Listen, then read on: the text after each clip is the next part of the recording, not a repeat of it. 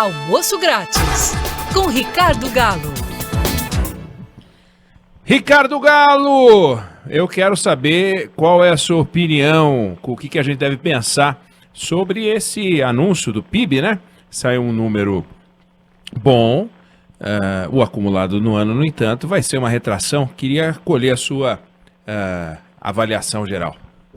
Bom, boa tarde, Eduardo, boa tarde a todos os ouvintes. Então, o número foi muito positivo. Quando você olha o número individual, a produção, PIB, vamos só explicar para todo mundo mais uma vez, né? O PIB mede a quantidade de bens e serviços que são produzidos na economia.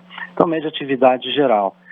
No trimestre, ele cresceu 8%, é um número muito alto, mas só lembrando que no trimestre anterior e no primeiro trimestre, acumulado, o PIB caiu quase 12%. Então, nós não recuperamos tudo que o Covid, a crise, a pandemia destruiu. A explicação dessa recuperação vem da indústria. A indústria se recuperando muito bem, a indústria já voltou ao nível anterior ao do Covid, enquanto o setor de serviços não, recuperou metade do que perdeu durante o Covid.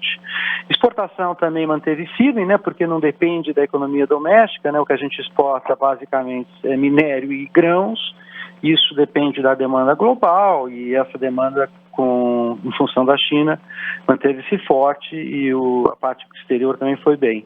Então, resultado bom, mas realmente é só a reposição do que perdemos até agora no Covid. Agora, Galo, eu comentava um pouco mais cedo que ninguém mora no trimestre e ninguém vive no trimestre como se hibernasse nos meses em que há retração, e aí sai, ou melhor, o trimestre, vem um trimestre com 7,7, você acorda e vive nesse trimestre, aí você hiberna no trimestre da retração, e daí quando você vê, você viveu num mundo em que só cresce 100%, 30%, 40%, enfim, tem esse 7 agora, 8%, teve a retração, como você disse, não foi o suficiente para compensar, nós vamos ter um ano de queda de 5%, e no ano que vem devemos ter algum crescimento.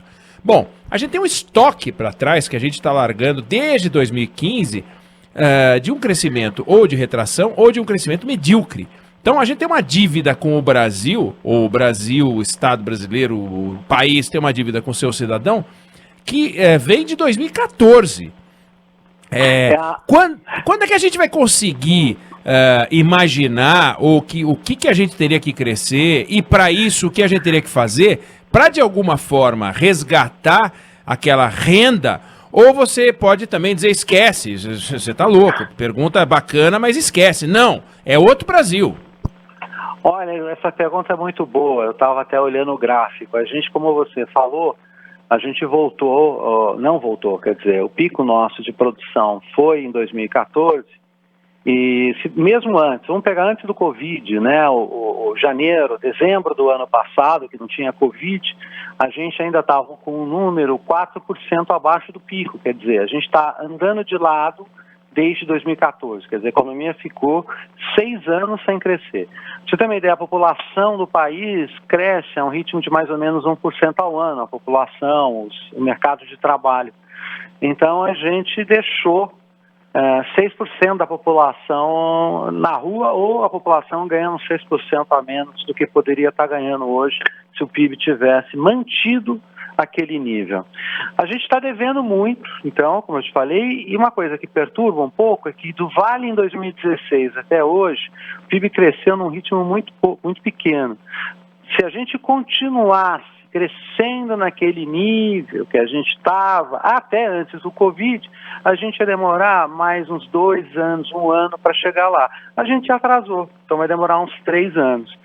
Então o ritmo de crescimento nosso hoje é muito pequeno, antes mesmo do Covid, esquece o Covid, estou falando anterior, é pequeno, e o tempo para pagar essa conta é muito grande. Então, se a gente não fizer reforma e acelerar a produtividade, aí, meu irmão, nós vamos ter que ficar vivendo nesse ritmozinho assim, bem fraquinho, infelizmente. E quem paga o preço disso é o trabalhador, né?